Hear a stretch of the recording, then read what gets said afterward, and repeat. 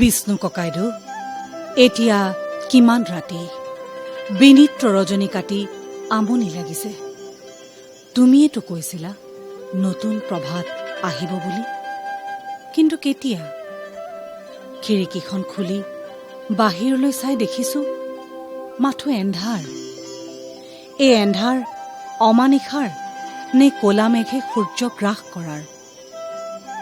নেজানো, জানিব বিচৰা নাই আমি। মাথো ৰৈ আছো পোহৰৰ প্ৰতীক্ষাত। ককাইদেউ, ৰাতি পুৱাব কেতিয়া? বিষ্ণু ককাইদেউ, আমাক এটি সমিধান দিবানে? কবানে ককাইদেউ, তুমি বাৰু কলাগুৰু নে বিপ্লৱী? কথাষাৰ লৈ বহুত বাক বিতণ্ডতা হয় জানা। কলাগুৰুৱে যদি আছিলা, তেনেহলে হাতত বন্দুক লৈছিলা কিয়? আৰু যদি বন্দুকেই আপোন বুলি ভাবিছিলা, তাণ্ডৱ নাচিছিলা কিয়? আমি পিছে তোমাক কি বুলি ভাবো জানা? শিল্পী সুন্দৰৰ পূজাৰী। সুন্দৰ হল সত্যৰ পূজাৰী। তুমি সত্যক বিচাৰি ফুৰিছিলা, অসত্য দেখি মাত মাতিছিলা, আৰু তেতিয়াই হয়তো বিপ্লৱী আখ্যা পাইছিলা, নহয় জানো? ককাইদেউ, তুমি সংসাৰী হৈও যাযাবৰী জীৱন যাপন কৰিছিলা, সংস্কৃতিৰ মায়াত, সুন্দৰৰ মায়াত আৰু মানুহৰ মায়াত।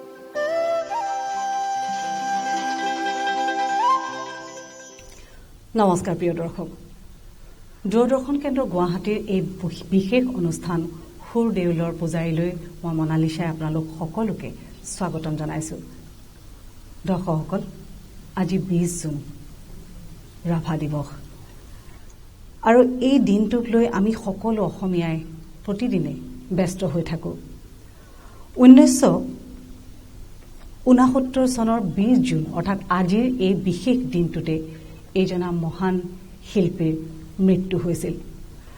আৰু এই দিনটোক আমি প্ৰতিজন অসমীয়াই প্ৰতিটো মুহূৰ্ততে আচলতে স্মৰণ কৰোঁ। তেওঁক স্মৰণ কৰিবলৈ এটা বিশেষ দিন নাথাকে, তথাপি আমি 20 জুনটোত প্ৰত্যেকজন অসমীয়াই ৰাভা দিৱস হিচাপে আমি সদায় তেওঁৰ সৃষ্টিকৰ্মক আমি সজীৱ কৰি ৰাখিবলৈ চেষ্টা কৰোঁ। ৰাভাদেৱৰ প্ৰতিটো সৃষ্টিত আমি নিজক বিচাৰি পাওঁ। তেওঁৰ প্ৰতিটো কামৰ লগত আমি তেওঁৰ প্ৰতিটো সৃষ্টিৰ প্ৰতিটো গীতৰ মাজত আমি আমাৰ অনুভূতি, আমাৰ প্ৰতিটো মুহূৰ্তক আমি জীপাল কৰি ৰাখিবলৈ চেষ্টা কৰোঁ। আমি আগবাঢ়ি যাবলৈ শক্তি পাওঁ। আৰু সৰ্বগুণ সম্পন্ন এইগৰাকী ব্যক্তিয়ে বিপদৰ সময়ত কিন্তু আমাক প্ৰতিজন অসমীয়াক সদায় সহায় কৰি আহিছে। আৰু সেইকাৰণে দৰ্শকসকল, আজিৰ এই বিশেষ দিনটিত আমি এইজনা মহান ব্যক্তিক, মহান অসমীয়াক স্মৰণ কৰি আমাৰ এই বিশেষ অনুষ্ঠান সুৰ দেউলৰ পূজাৰী আৰম্ভ কৰিব বিচাৰিছোঁ। আৰু আমাৰ এই অনুষ্ঠানত আমি আজি আমন্ত্ৰণ জনাইছোঁ আপোনালোকৰ সকলোৰে চিনাকি, আমাৰ সকলোৰে শ্ৰদ্ধাৰ বিশিষ্ট সংগীত শিল্পী লোকনাথ গোস্বামীদেৱ। আজি লোকনাথ দা আমাৰ মাজত থাকিব। আমি বহু কথাই আলোচনা কৰিবলৈ সুবিধা পাম, আমি বহু নতুন নতুন কথা জানিবলৈ চেষ্টা কৰিম। আমাৰ এই বিশেষ অনুষ্ঠানত আমি যিহেতু সংগীতেৰে জীপাল কৰিব বিচাৰিছোঁ, ৰাভাদেৱৰ প্ৰতিটো সৃষ্টিক আমি জীপাল কৰিবলৈ চেষ্টা কৰিম। আমাৰ লগত আছে অনাতাঁৰ শিল্পী গীতাঞ্জলি শৰ্মা বৰা। আমাৰ লগত আছে আমাৰ সকলোৰে শ্ৰদ্ধাৰ কণ্ঠশিল্পী দিলীপ দাস। আমাৰ লগত আছে কণ্ঠশিল্পী মৰমী ঠাকুৰীয়া। আমাৰ লগত আছে কণ্ঠশিল্পী ময়ূৰী দত্ত। আৰু এই সুন্দৰ অনুষ্ঠানটিত কণ্ঠশিল্পীৰ লগতে প্ৰত্যেকজন বাদ্যযন্ত্ৰ শিল্পীকো আমি ধন্যবাদ জ্ঞাপন কৰিম, কাৰণ তেওঁলোক নহলে আমাৰ এই সুন্দৰ অনুষ্ঠানটি আধৰুৱা হ'ব। আমাৰ লগত তাবলাত আছে জিতু শৰ্মা, ঢোলকীত দিলীপ মজুমদাৰ, মেণ্ডলিনত নিৰ্মল দাস, গীটাৰত তপন দাস, ছেক্সাফোনত প্ৰদীপ ডেকা, পেডত বৰুণ দাস, কীবোৰ্ডত ভাবিৰাম বড়ো। আপোনালোক সকলোকে স্বাগতম জনাইছোঁ। প্ৰত্যেকজন কণ্ঠশিল্পী দিলীপ দা, আমি সকলোৱে আজি চেষ্টা কৰিম যাতে এই সুন্দৰ অনুষ্ঠানটি আমি দৰ্শকসকলক গীতেৰে কথাৰে উপহাৰ দিব পাৰোঁ। গতিকে প্ৰথমে মই লোকনাথ দাৰ কাষলৈ আহিছোঁ। গীত আমি শুনিম, কিন্তু আপোনাৰ শৈশৱ, আপোনাৰ সকলো সময় তেজপুৰ উষানগৰীত আপুনি পাৰ কৰিছে। তেজপুৰত আপুনি যিহেতু সৰুকালটো পাৰ কৰিছিলে, গতিকে আপোনাৰ দৃষ্টিভংগীত আপুনি ৰাভাদেৱক বিষয়ে বহু কথা জানে গতিকে কিছু কথা অনুষ্ঠানৰ আৰম্ভণিতে আপোনাৰ মুখেৰে মই দৰ্শকসকলক জনাবলৈ চেষ্টা কৰিছোঁ তোমাৰ কথাখিনিয়ে আৰম্ভণিতে যে আৰম্ভ কৰিলে মোক খুব আৱেগিক কৰি তুলিলে 20 জুন বুলি ক'লে এটা শিহৰণ অনুভৱ কৰোঁ খুব আৱেগিক হওঁ আৰু কিবা উত্তাপ এটাও পাওঁ কাৰণ আজি ক'বলৈ ভাল লাগিব যে সেই দিনটোত যিদিনা তেজপুৰত বিষ্ণুৰাভাই আমাৰ পৰা বিদায় লৈছিলে সেই দিনটো আমি আছিলোঁ ৰাভাদেৱৰ চোতালতে আছিলোঁ এটা সময়ত তেখেতক যেতিয়া অন্ত্যেষ্টিক্ৰিয়াৰ কাৰণে লৈ গৈছিল আমি হয়তো ইমান নাজানিবও পাৰোঁ কিন্তু মানুহৰ লগত আমিও সেই মিছিলত গৈছিলোঁ আৰু ঘূৰি আহিছিলোঁ এই সম্পৰ্কে মই অকণমান ক'ম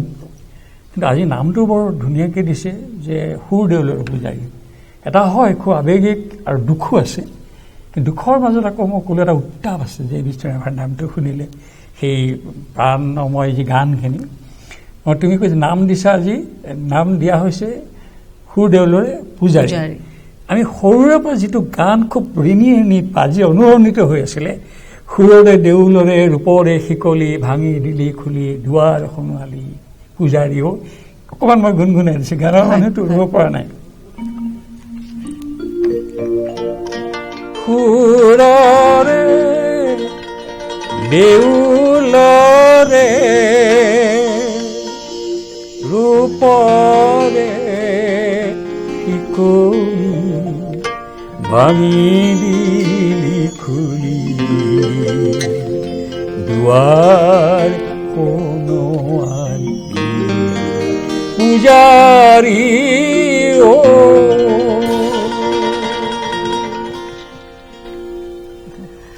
আৰু এই সুন্দৰ পূজাৰীৰ প্ৰতিটো গীতেৰে আমাৰ আজিৰ এই বিশেষ অনুষ্ঠান আমি প্ৰথমে এটা সুন্দৰ গীত আমি দৰ্শকসকলক শুনাবলৈ বিচাৰিছোঁ মই ময়ূৰী দত্তক অনুৰোধ কৰিলোঁ অনুষ্ঠানৰ আৰম্ভণি কৰিবলৈ নিশ্চয় খুব সুন্দৰ দিন আৰু এই দিনটিত মই তেখেতলৈ শ্ৰদ্ধাঞ্জলি যাচি কুৰুৱা বতাহে গীত গাবলৈ লৈছোঁ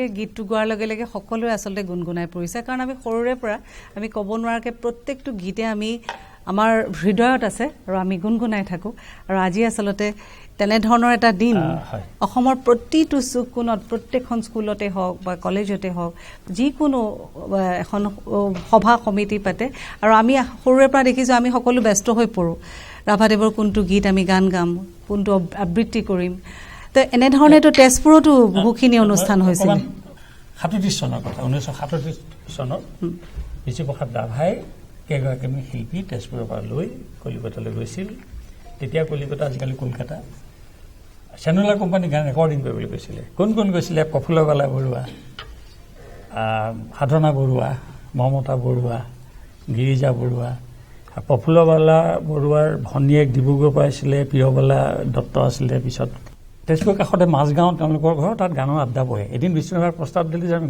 গান ৰেকৰ্ডিং কৰিবলৈ যাওঁ কলিকতালৈ কি ফূৰ্তি আৰু চব যাব সেইটো তেজেদিও আছে পিছত কম মই তেতিয়া প্ৰফুল্লবালা বৰুৱাই যিকেইটা গান গাইছিল এটা আছিলে তিলাই তিলাই ঘূৰি ফুৰে খামটি ছোৱালী এটা কুৰুৱা বতাহে সেই একেখন ৰেকৰ্ডতে বিষ্ণুৰাভাৰ লগত দ্বৈত কণ্ঠত গাইছিলে এইটো হেৰি এই আমাৰ যে জাতীয় সংগীত অ মোৰ আপোনাৰ দেশ কিন্তু তেতিয়া কি হ'ল এই ৰেকৰ্ডবিলাক আমি পোৱা নাই তেতিয়া কলগান উৎসৱতো নাথাকেতো আৰু এইবিলাক গানৰ ইমান প্ৰচলন নাছিলে আমি যেতিয়া বিষ্ণুপ্ৰসাদ ৰাভাৰ নিৰ্বাচিত গীতৰ কিছু গীত লং প্লেয়িং ৰেকৰ্ড তেতিয়া লং প্লেয়িং ৰেকৰ্ড দেই এইটো 82-83 চনৰ কথা HMVত কৰিবলৈ যাম আৰু তেতিয়া আমাৰ ওপৰত দায়িত্ব পৰিল কোনখিনি গান ৰেকৰ্ডিং কৰিম গানখিনি ক'ত পাম আৰু গানখিনি সুধাসুধিৰ কথা আছে তেতিয়া গোটেই অসমতেই আমি কিছু কিছু মানুহৰ ঘৰত গান টান বিচাৰি যাওঁতে মই এটা শ্ৰদ্ধাই এগৰাকী মানুহৰ নাম লৈছোঁ মাকুমৰ গ্ৰীণ ৰসখোৱা কোনোবা এজন হৰেণ বৰঠাকুৰ মাকুমে ক'লে যে গ্ৰীণ ৰসখোৱা মই উজনিত থাকোঁ দেই ডিব্ৰুগড়ৰ লগত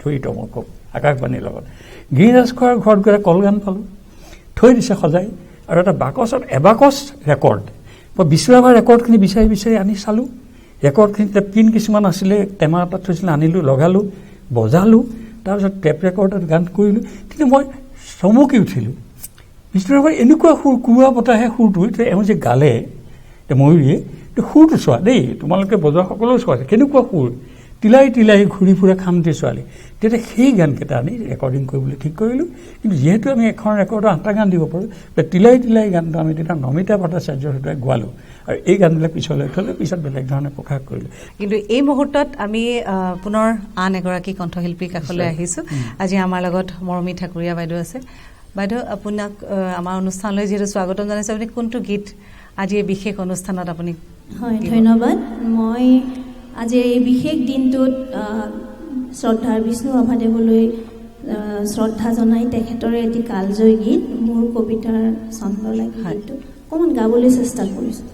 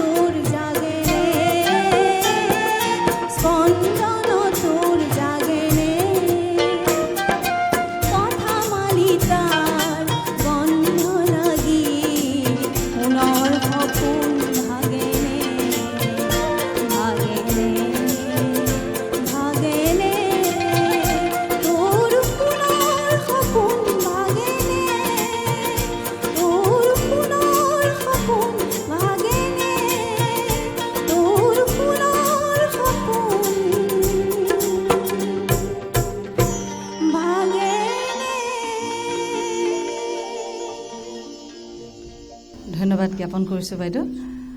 আমি পুনৰ আগবাঢ়িছোঁ কিছু কথোপকথনলৈ, যিহেতু লোকনাথ দা আমাৰ লগত আছে। লোকনাথ দা, কলাগুৰু বিষ্ণুপ্ৰসাদ ৰাভাৰ দেৱৰ গীতসমূহত আমি বহু গীতত আমি দেখোঁ যে যি অসমবাসীৰ বা আমাৰ যিটো নিপীড়িত জনতাৰ বা আমাৰ প্ৰত্যেকজন অসমীয়াৰ বহু ক্ষোভ প্ৰকাশ পায়। তেওঁৰ এটা বৈপ্লৱিক সত্তা আছে আৰু তেওঁৰ গীতত সেই কথাসমূহ খুব স্পষ্টকৈ প্ৰকাশ পায়। সেই বিষয়ে মই আপোনাৰ পৰা কিছু কথা দৰ্শকসকলক জনাব বিচাৰিছোঁ। এটা ডাঙৰ অধ্যায় হয় জীৱনৰ। এইখিনি মোৰ এটা কথা মনত পৰিছে, মই ক'ব খুজিছোঁ যে সেই দিন, এই কথাটো কোৱা ভাল যে বিষ্ণুৰাভাক যিদিনা লৈ গৈছে তাৰমানে, সেই দিনটো 20 জুনটো অলপ গোমা আছিল, ডাৱৰীয়া বতৰ।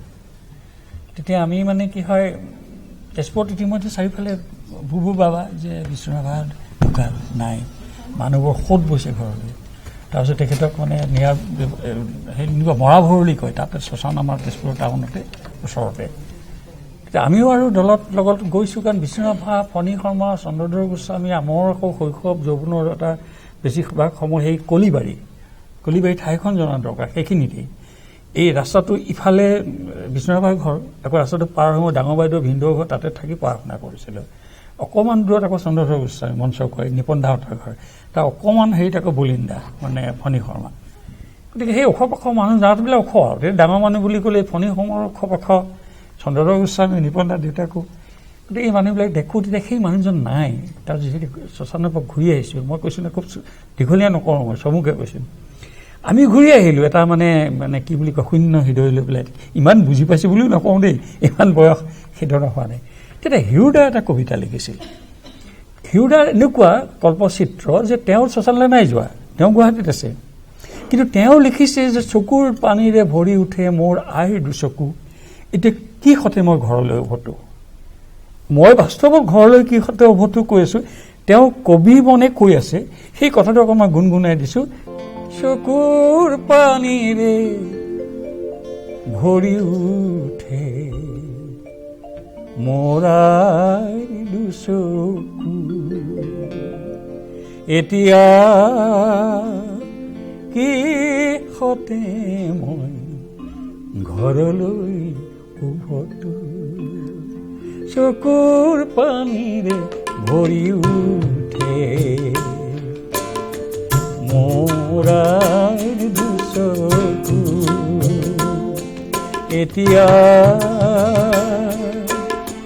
কি সতে মই ঘৰলৈ উভতো। আমিও শুনিয়ে থাকিব মন গৈছে। আপুনি এনেধৰণৰ কথা কৈছে যে এই কথা কোৱাৰ লগে লগে আমাৰ চকুৰ আগত ভাহি আহিছে ছবিখন, কিন্তু তাৰ লগতে আমি পুনৰ গীতৰ মাজলৈ গৈছোঁ। আৰু এই মুহূৰ্তত যিহেতু আমাৰ সকলোৰে শ্ৰদ্ধাৰ দিলীপ দা আছে, দিলীপ দাই তেনেধৰণে এটা সুন্দৰ গীত লৈছে নিৰ্বাচন কৰি। ধন্যবাদ মনালিছা। আজিৰ এই দিনটোত তেখেতলৈ শ্ৰদ্ধা জনাই এটি সুকীয়া ৰসৰ গীত, সৰ্বহাৰাৰ দুখীয়াৰ যি বিপ্লৱ ধনী মহাজন জমিদাৰসকলৰ ওপৰত, সেই বিপ্লৱৰ ওপৰত এটি গীত মই গাই শুনাইছোঁ।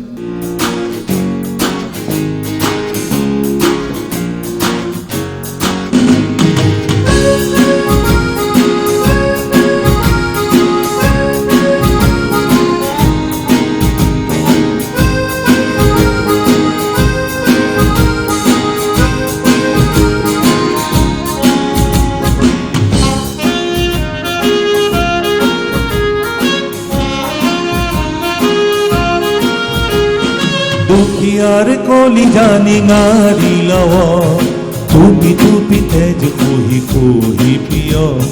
দুখিয়াৰ কলি জানি নাৰী লৱ, টুপি টুপি তেজ কহি কহি প্ৰিয়। ৰুকি ৰুকি মাংস চুবাই খাৱ, পুৰুকি হাৰ কেইডাল চুবাও। হুঁচিয়াৰ হুঁচিয়াৰ ধনী মহাজন জমিদাৰ, হুঁচিয়াৰ হুঁচিয়াৰ হুঁচিয়াৰ হুঁচিয়াৰ ধনী মহাজন জমিদাৰ, হুঁচিয়াৰ হুঁচিয়াৰ।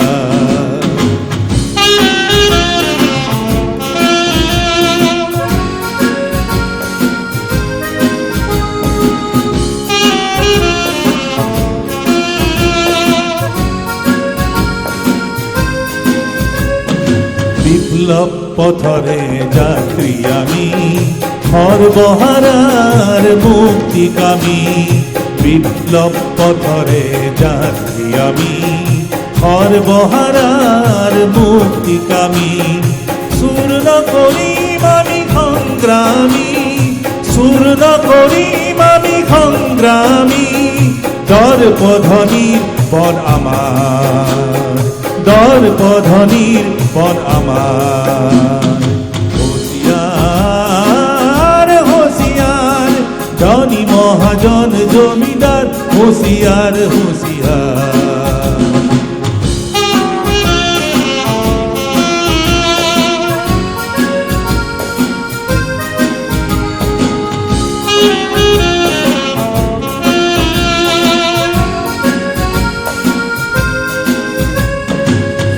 যুদ্ধৰ আমি ৰনোৱা পৃথিৱীৰ হালোৱা বনোৱা যুদ্ধৰ আমি ৰনোৱা পৃথিৱীৰ হালোৱা বনোৱা হোম বিজয়ী আমি দুখীয়াৰ হোম বিজয়ী আমি দুখীয়াৰ কঠোৰ বিধনী এইবাৰ কঠোৰ বিধনী হুঁচিয়াৰ হুঁচিয়াৰ ধনী মহাজন জমিদাৰ হুঁচিয়াৰ হুঁচিয়াৰ দুখীয়াৰ কলিজা নিঙাৰি ল টুপি টুপি তেজ খুহি খুহি প্ৰিয় দুখীয়াৰ কলিজা নিঙাৰি ল টুপি টুপি তেজ খুহি খুহি প্ৰিয় ৰুকি ৰুকি মাংস চুবাই খাৱ ৰুকি হাৰ কেইডাল চুবাৱ হুঁচিয়াৰ হুঁচিয়াৰ হুঁচিয়াৰ হুঁচিয়াৰ ধনী মহাজন জমিদাৰ হুঁচিয়াৰ হুঁচিয়াৰ হুঁচিয়াৰ হুঁচিয়াৰ হুঁচিয়াৰ হুঁচিয়াৰ হুঁচিয়াৰ হুঁচিয়াৰ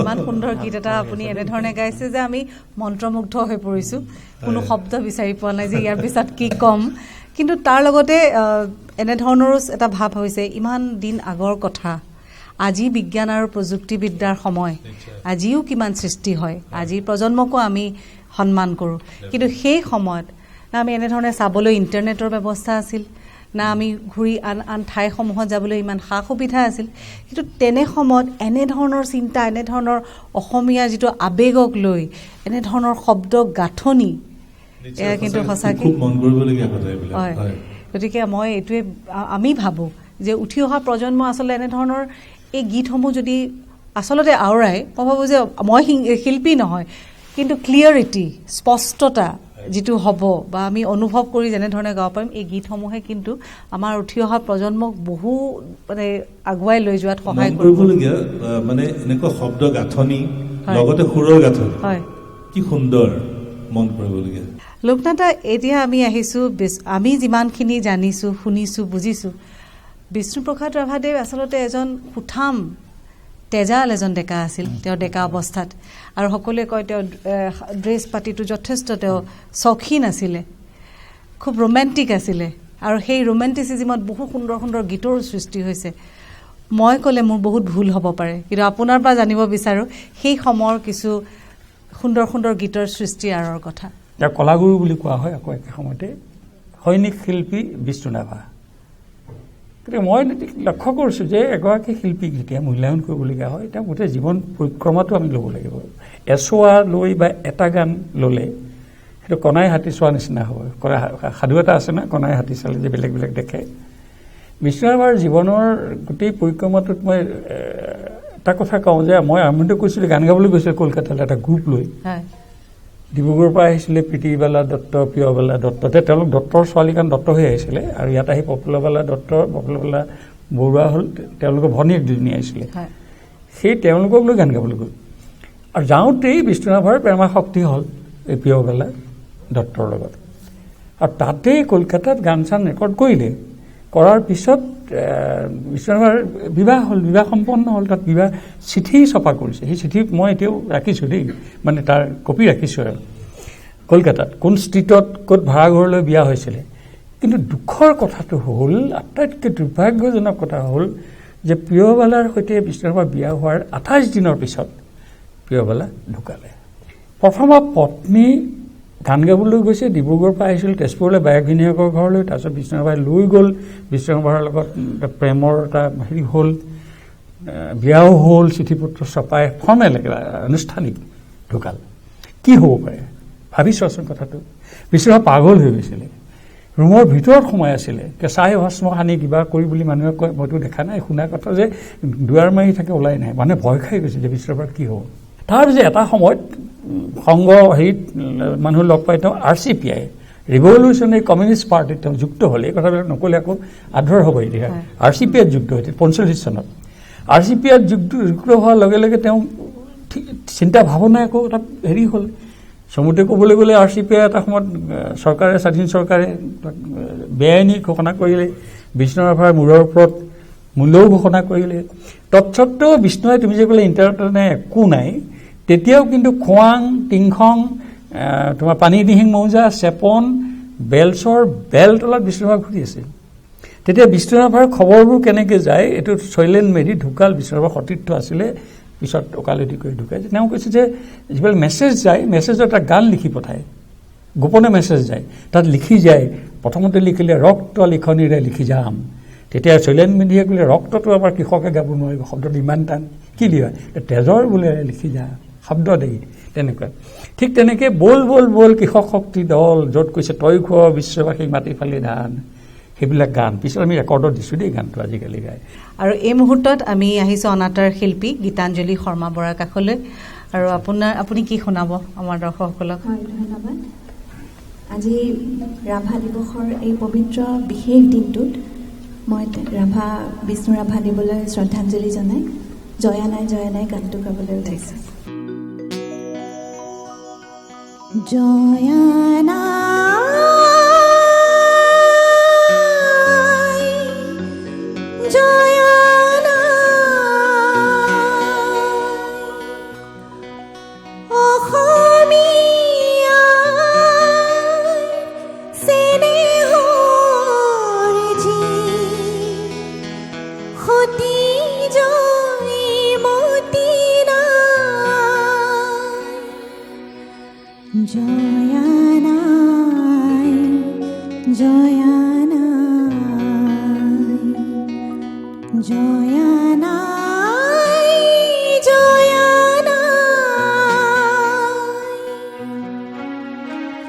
জয় সাগৰৰ বুকুৰ মাজত উঠে চকুলোৰে ধন, মলয়াই তোলে হিয়া ভকা কৰুণ দিননি ৰোল।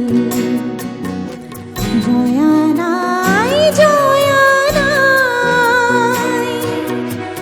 অসমীয়া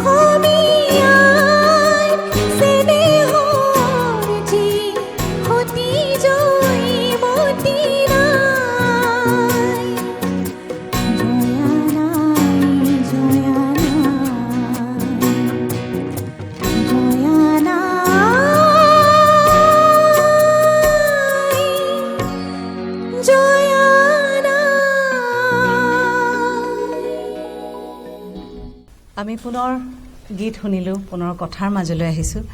লোকনাথদা, এই সময়ত মোৰ এই গীতটো শুনাৰ লগে লগে মোৰ মনলৈ আন কথা এটা আহিছে। কলাগুৰু বিষ্ণুপ্ৰসাদ ৰাভাৰ আমি গীত আমি গাইছোঁ, এতিয়া শুনিছোঁ, আমি তেওঁৰ শব্দৰ গাঁথনিৰ বিষয়ে কৈছোঁ, কিন্তু তেওঁ একেধাৰে এজন খুব সুন্দৰ এজন চিত্ৰশিল্পী আছিলে। তেওঁ যেতিয়া বক্তৃতা প্ৰদান কৰে সকলো মন্ত্ৰমুগ্ধ হৈ তেওঁ বক্তৃতা শুনে বুলি কয়, আপুনি নিজে শুনিছে। তাৰোপৰি তেওঁ এই আটাইখিনি গুণৰ লগতে তেওঁ নৃত্যশিল্পী। তেওঁ যেতিয়া মঞ্চত তাণ্ডৱ নৃত্য প্ৰদৰ্শন কৰিছিল, কোনো ৰিহাৰ্চেল নোহোৱাকৈ তেওঁ যেতিয়া সেই নৃত্য প্ৰদৰ্শন কৰিছিল, সকলো মন্ত্ৰমুগ্ধ হৈ গৈছিল। কিন্তু এতিয়া আহিছোঁ সকলো কলাৰ লগতে আমি যিহেতু কলানগৰী তেজপুৰৰ কথালৈ আহিছোঁ, গতিকে আমি বাণ থিয়েটাৰৰ কথা ক'বই লাগিব, তেওঁৰ অভিনয়ৰ কথা ক'বই লাগিব। আৰু এই অভিজ্ঞতাৰে আপুনি সকলোখিনি কথা জানে। আমি কিছু কথা গীতাঞ্জলিৰ জয়ানাৰী গানটোৰ পৰাই আহোঁ। আমি যেতিয়া বিষ্ণুপ্ৰসাদ ৰাভাৰ আমি দেখিছিলোঁ যে জ্যোতিপ্ৰসাদৰ গানকেইটা হ'ল, পাৰ্বতী প্ৰসাদৰো হৈছে, এইটো ঠিক ৮০ দশকৰ দুৱাৰদলিৰ কথা। আমি দেখিলোঁ যে বিষ্ণুপ্ৰসাদ ৰাভাৰ গানকেইটা হোৱা নাই। তেতিয়া তেওঁলোকৰ পৃথ্বীৰাজ ইহঁতো সৰু সৰু একেবাৰে দেই, কিন্তু ইমান যে গানবিলাক আছে এইবিলাকতো কিবা এটা কৰা দৰকাৰ। তেতিয়া আমি জনসাংস্কৃতিক পৰিষদৰ ভূপেন দাক ক'লোঁ, ভূপেন দাক ক'লে বৰ ভাল কথা, মই কি সহায় কৰিব লাগিব? কিন্তু আপুনি এছেম্বলিৰ লগত যোগাযোগ কৰি দিব লাগিব, কিন্তু এছেম্বলি কিছুমান নিয়ম আছেতো, তেওঁলোকে নন কমাৰ্চিয়েল ৰেকৰ্ড নকৰে। আনকি ভূপেন দাৰ কণ্ঠটোও বন্ধকত আছিলে, সেইবোৰ শুনি আচৰিত লাগে যে মোৰ টেটুটো বন্ধকত আছে বুলি কয় তেওঁ। গতিকে সেই সময়ত এই কাৰবাৰবিলাক কৰি যে গান বিচাৰি, মই ক'লোঁ নহয় কেনেকৈ গ্ৰীণ ৰাজখোৱাৰ গ'লে মাকুমলৈ গ'লোঁ, এতিয়া দিলীপে জানে, দিলীপৰ তিনিচুকীয়া ঘৰৰ ওচৰত কমল নাৰায়ণ চৌধুৰীৰ ঘৰলৈ গৈছোঁ। কমল নাৰায়ণ চৌধুৰীৰ যেতিয়া ঘৰলৈ গৈছোঁ, তেতিয়া জি এছ চৌধুৰীৰ ঘৰ নাই। সেই কথাটো মই এতিয়া ল'ৰা ছোৱালীক ক'লে হেৰি হৈ যায়, জি এছ চৌধুৰীৰ ঘৰ নাই মানে অসমৰ সেই ২-৪টা ঘৰ মেটেকানি গোটেইবোৰ। কমল নাৰায়ণ চৌধুৰীৰ ঘৰ বৰা চাৰ্ভিচ যে কয় সেইখিনিতে ঘৰটো, অসমৰ সেই ঘৰ এটাত গৈ বিচাৰি ওলালেগৈ। আৰু যোৱাৰ লগে লগে বাপ্পা কি লাগে, তেওঁ অকণমান সেই ভাষাত সেই ঠাচত কয়, ভাষাত ঠিক নহয়। মই আহিলোঁ, এইবিলাক কি কৰিবা তোমালোকে? চাওঁ আছে, চাবা নেকি? আহোঁ বুলি এটা বাকচ খুলি ধুনীয়াকৈ থৈছে দেই ৰেকৰ্ডখিনি। তেতিয়া সেই ৰেকৰ্ডৰ বিষয়ে গম পালোঁ যে বিষ্ণু ৰাভাৰ 9টা গান তেওঁ ৰেকৰ্ড কৰিছে। সেই 9টা গান ৰেকৰ্ড কৰোঁতে কেইটামান দ্বৈত কণ্ঠ আছে, নিৰুপমা হাজৰিকা, মানে আমাৰ কুইন বাইদেউ সুদক্ষিণা শৰ্মা, তেতিয়া নিৰুপমা হাজৰিকা, এই কথাটো বহুতে নাজানে, লিখা আছে নিৰুপমা। গতিকে কোনবিলাক গান গালে? পৰজনমৰ শুভ লগনত, লগন উকলি গ'ল, কিবা যেন নাই আজি নাই, তাৰপিছত তোমাৰ মোৰ জীৱনৰ আকাশতে ইন্দ্ৰধনুী গঢ়িম, এই গোটেই গানখিনি 9টা গান মই ৰেকৰ্ড কৰি দিছোঁ এইবিলাক। তেতিয়া বাণ থিয়েটাৰটো তেজপুৰৰ কলিবাৰীত আছিলে, অভা উষাৰ তেতিয়াও ডাঙৰ কথা আছে, তেজপুৰত বেংগলী আৰু অসমীয়া সম্প্ৰদায় একেলগে আছিলে, এটা কমন ষ্টেজ।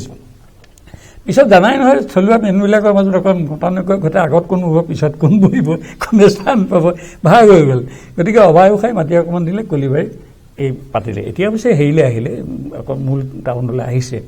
তেতিয়া অভা উষাৰ উদ্যোগত সেই বাণ থিয়েটাৰ হ'ল। এতিয়া সেইটো অভা উষা বুলিয়ে নামটো দিছে, চাইনবোৰ্ডখন তেনেকৈ দিয়ে বাণ থিয়েটাৰ।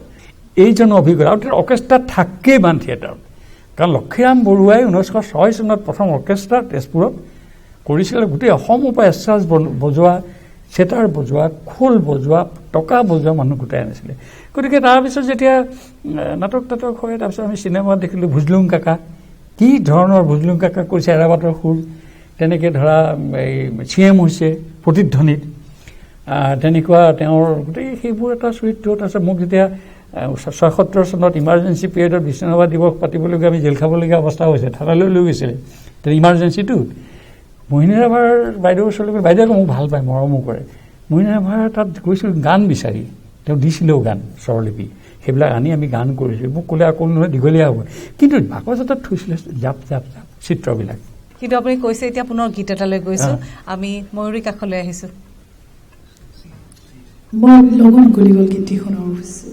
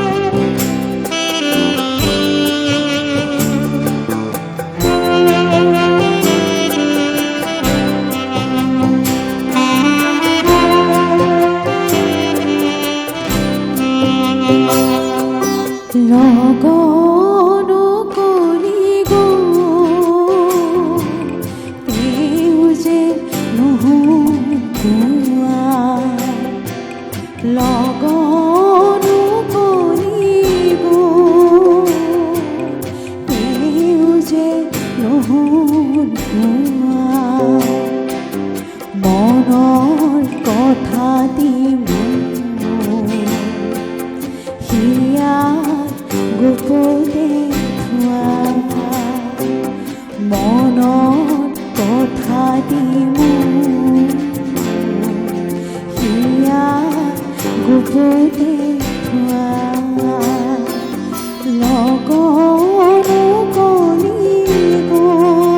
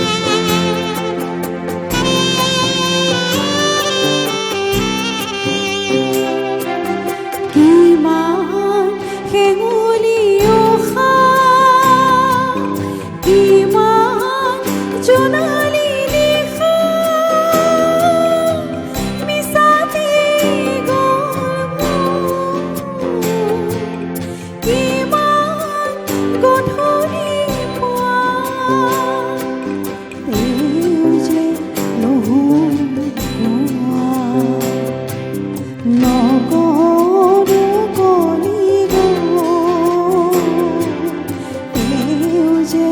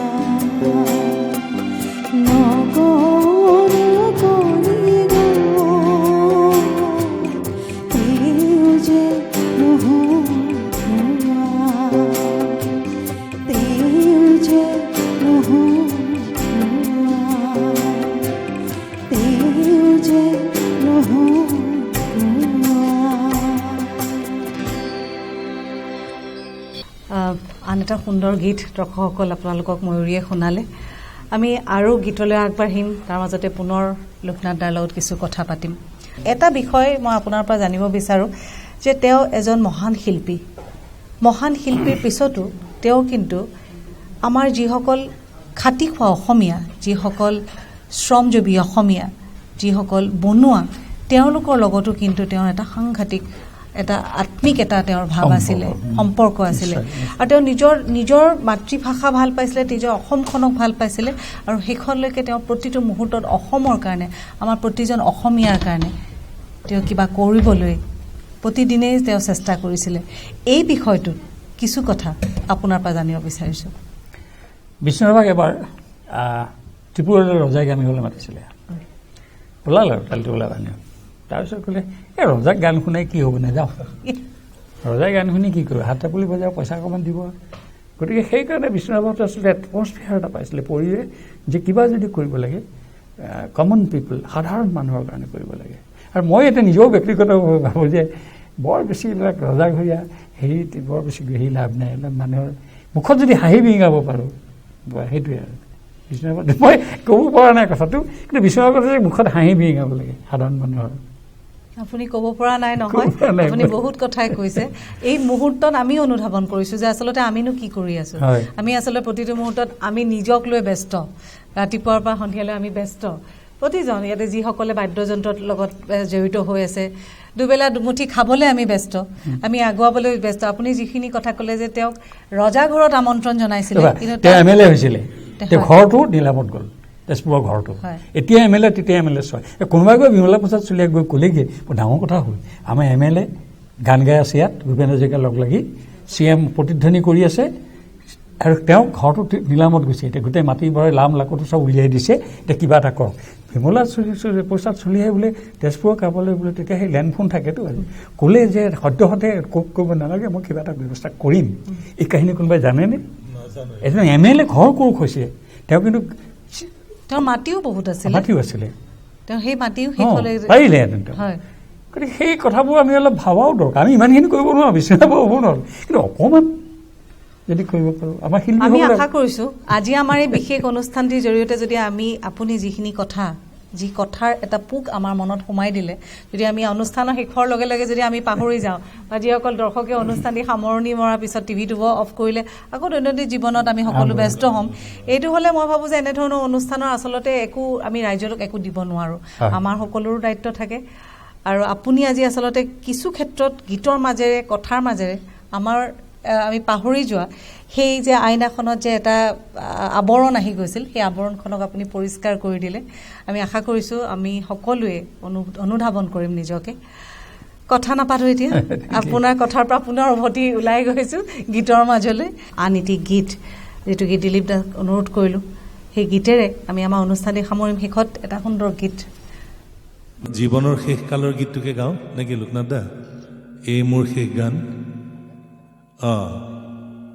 জীৱন দৰ্শন সোমাই আছে আৰু তেখেতৰ ইমান সৃষ্টিৰ পিছত যেতিয়া সজ্জাগত আছিলে তেতিয়া লিখা এটি গীত যদিও তেখেতে লিখিছিলে তেখেতে নিজে সুৰ কৰিবলৈ নাপালে যিমানখিনি গীত তেখেতে লিখি সুৰ কৰি থৈ গৈছিল এটি গীত শেষত স্বৰ্গীয় খগেন মহন্তদেৱে কৰিছিলে সুৰটো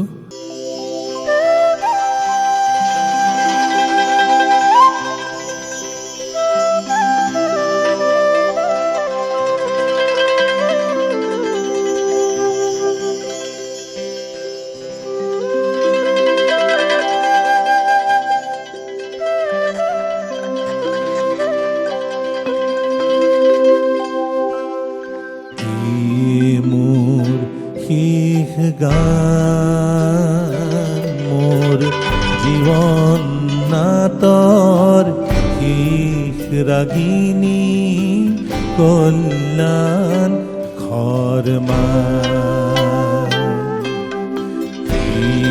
মোর শেষ গান মোর জীবন নাতর শেষ রাগিনী কল্যাণ খরমা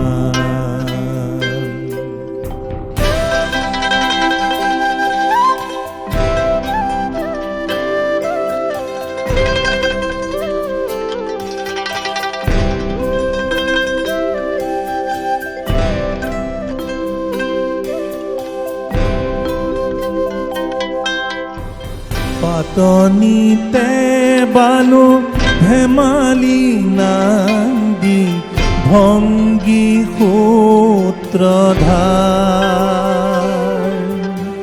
হাঁহি বিননিৰে ভাও দিলো নানা বোৱালো শ্ৰোধাৰ নৱ নৱৰসে পালো ভাওনাও নৱ নৱৰসে তাকে বালো ভাওনাও আশাৰ নিৰাশা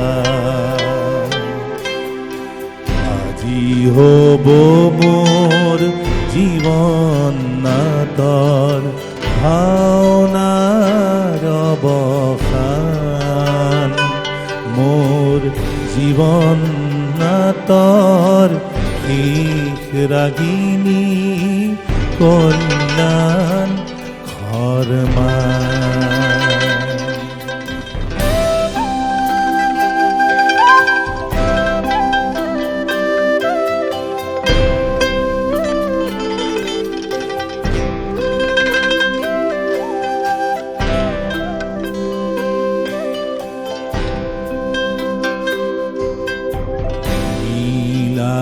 আকাশত পুতি তৰা ধিমিকি ধিমিকি জ্বলে সিও যাব নুমি একে নিশাহতে বেলিৰ পোহৰ পালে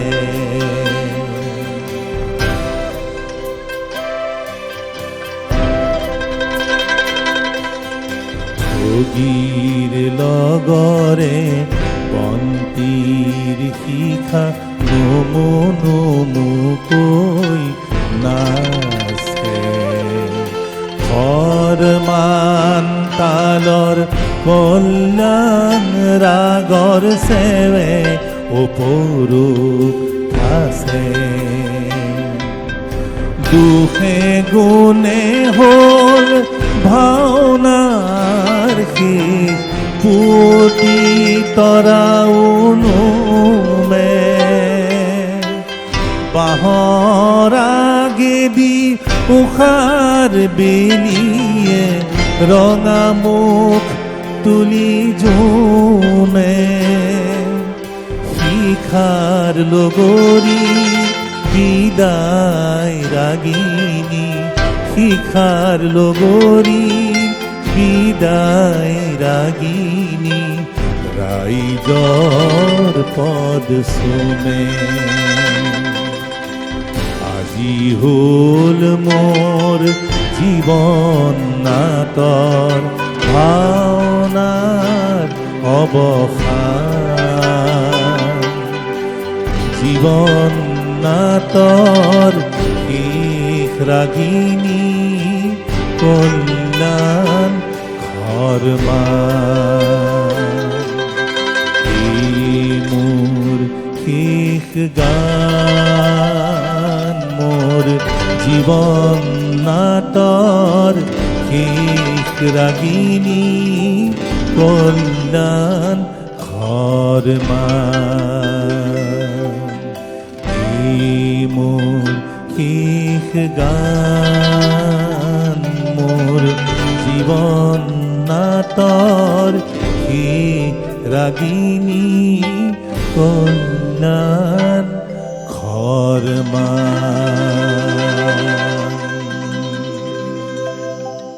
আপুনি আমাক সকলোকে আৱেগিক কৰি তুলিলে হয়। গীতটোত আমি সকলো সোমাই পৰিলোঁ আৰু শেষৰ গীত নিত্যানন্তা কি ক'ব বিচাৰে এইটো বিষ্ণুৰাভাৰ জীৱনৰো শেষৰ গীত তেওঁ কৈছে কথাটো সেই চনৰে যি বছৰ বিষ্ণুৰাভা ঢুকাইছে সেই ঠিক অসুখ হৈছেতো তেতিয়া তেওঁ বম্বেৰ পৰা লৈ আহিলে কেঞ্চাৰ হৈছে আৰু ট্ৰিটমেণ্ট শেষৰ ফালে তেওঁতো চিম্পুল সাধাৰণ ঘৰ আৰু মুখৰ যিটো ৰুম আছে সেই ৰুমতেই তেওঁ বিচনাখন পৰি থাকে আৰু মানুহবোৰে দেখা কৰে বিভিন্ন মানুহ যায় ভূপেন দাকো এদিন দেখিলোঁ কলকাতাৰ পৰা আহি লৈ পেলাই তেজপুৰৰ কাৰ ঘৰৰ পৰা মানুহ চানুহ লৈ গৈছে আৰু নকওঁ আৰু লৈ পেলাই গৈছে তেখেত এদিন দধি মহন্ত গ'ল দধি মহন্তৰ কমিউনিষ্ট পাৰ্টি অসমৰ ভাৰতীয় কমিউনিষ্ট পাৰ্টি অসম ৰাজ্যিক সমিতিৰ তেওঁ একেবাৰে তাত্ত্বিক গুৰু দধি মহন্তই বিষ্ণুৰাভাক দেখা কৰিবলৈ গ'ল যোৱাৰ লৈ কথা বতৰা পাতি পাৰিলে মানে সেই অৱস্থাতেই কমিউনিষ্ট পাৰ্টিৰ মুখপত্ৰৰ কাৰণে বিষ্ণুৰাভাক অকণমান লেখা অকণমান আনিব আৰু তেতিয়া বিষ্ণুৰাভাই লিখি থৈছে কিন্তু তাৰ মাজতে লিখি পেলাই লেখাখন দিলেতো দি পেলাই লগত ক'লে আৰু এটা মোৰ কিবা এটা গানেই হয় নে কবিতাই হয় আপুনি এইটো লৈ যাওক পাৰিলে ক'ৰবাত ছপা কৰি দিব আচ্ছা লৈ আহিলে আহি পেলাই থৈ তেওঁ ব্যস্ত মানুহ তেনেকুৱাত আছে যেতিয়া গম পালে যে খগে ঢুকালে বিষ্ণুৰাভা ৰাতিপুৱাই শিলপুখুৰীত কেশৱদা আৰু খগেন মহন্ত একেলগে থাকে। এতিয়া খগেন মহন্ত বিয়া বাৰু কৰা নাই, কেশৱদাৰ ভিনীহিয়েকৰ ঘৰত থাকে।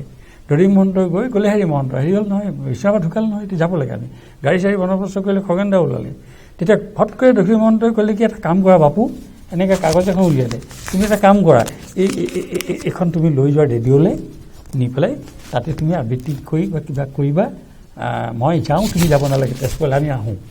এইবুলি কেশৱ মহন্ত দধিম মহন্ত গাড়ী লৈ তেজপুৰ পালেগৈ। খগেন মহন্ত যাওক ৰেডিঅ'লৈ। তেতিয়া খগেন মহন্ত ইমান ৰেডিঅ'ৰ হেৰি নহয় আৰু, গান গাইছে তেতিয়া তেওঁ, কিন্তু উবেদুল লতিফ বৰুৱা আছিলে তেওঁৰ সঞ্চালক। উবেদুল লতিফ বৰুৱাক গৈ ক'লে যে দধিম মহন্তই গানটো দিছে, এইটো বিষ্ণু ৰাভাৰ শেষ সময়ৰ গান, কিবা এটা আপোনাক কৰিবলৈ কৈছে। লুৎফুৰ ৰহমানে ক'লে যে হেৰি কৰক, আপুনি বোলে এটা কাম কৰক, মই আৰু কি কৰিম, আপুনি বোলে এটা কাম কৰক, সুৰ এটা কৰক আৰু আজি গাই দিয়ক। তেতিয়া লগে লগে প্ৰভাত শৰ্মা, হাইদৰ আলী কাৰোবাক মাতিলে, ষ্টুডিঅ'ত বহি ফ্লেভাৰটো কেনেকুৱা হ'ব, এইটো পৰো সুৰ হ'ব, বাঁহী বজাব, প্ৰভাত দাই বজালে মেলিলে, তাৰপিছত গানটো হ'ল। আৰু গধূলি বোলে শ্মশানত জুই জ্বলিও আছে, খগেনদাৰ গানো বাজি আছে। গতিকে এইবোৰ কাহিনী কিন্তু, আৰু সেই গানটো তোমাৰ আচলতে চিত্ৰপট যদি তুমি চকু জিপি চোৱা, সেই বাঁহৰ আগৰ লেকেচি, তাৰপিছত তোমাৰ ঠগীৰ আগৰ বন্তি শিখা, এই ঠগীখন যে দি পেলাই যে কীৰ্তন পুথিখন বা লৈ পেলাই যে পঢ়ে যে জ্বলায়, তাৰপিছত কল্যাণ খৰমান আৰু নান্দী ভংগী, সূত্ৰধাৰ, গোটেই ছবিখন চাচোন। গতিকে বিষ্ণু ৰাভাৰ কল্পনা চিত্ৰপট সেই বয়সত, সেই মৃত্যুৰ যন্ত্ৰণাত, তাৰপিছত আৰু ক'বলৈ নাই আৰু দেই। মই সেই কথাবোৰ আপুনি যিখিনি কথা ক'লে, আমি সকলোৱে এই কথা, আমি বহু কথা জনা নাছিলোঁ। আজি এই অনুষ্ঠানৰ জৰিয়তে আমি দৰ্শকসকলৰ লগতে আমি নিজেও সকলোখিনি বুজি পালোঁ। আপোনালৈ অশেষ ধন্যবাদ জ্ঞাপন কৰিলোঁ, কাৰণ আজি আপুনি আমাক খুব সুন্দৰকৈ অনুষ্ঠান দি আগুৱাই নিয়াত আপুনি যথেষ্ট আমাক সহায় কৰিলে। এই অনুষ্ঠানত সকলো জ্যেষ্ঠ শিল্পীসকললৈ মই ধন্যবাদ জ্ঞাপন কৰিছোঁ, প্ৰতিটো গীতে ইমান সুন্দৰকৈ উপস্থাপন কৰাৰ বাবে। প্ৰতিজন বাদ্যযন্ত্ৰ শিল্পীকে অশেষ ধন্যবাদ, তেওঁলোক নহ'লে আমাৰ অনুষ্ঠান দি আধৰুৱা। আৰু শেষত দৰ্শকসকল, দূৰদৰ্শন কেন্দ্ৰ গুৱাহাটীৰ বিশেষ অনুষ্ঠান সুৰদেউলৰ পূজাৰীৰ পৰা আমি বিদায় লোৱাৰ সময় আহি পৰিছে। যদিও বিদায় ল'বলৈ বৰ কষ্ট পাইছোঁ, কাৰণ এনে এটা অনুষ্ঠান ইমান এঘণ্টাৰ ভিতৰত তেওঁৰ জীৱনৰ সকলোখিনি দিশ সামৰিব আমি নোৱাৰোঁ, কিন্তু আমি মাত্ৰ চেষ্টাহে কৰিছোঁ।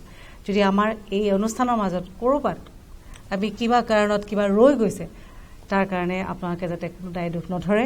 আৰু আমি আশা কৰিছোঁ যে এই সুন্দৰ অনুষ্ঠানটিয়ে উঠি অহা প্ৰজন্মক যথেষ্টখিনি গুৰুত্বপূৰ্ণ দিশত তেওঁলোকে আগুৱাই যোৱাত সহায় কৰিব।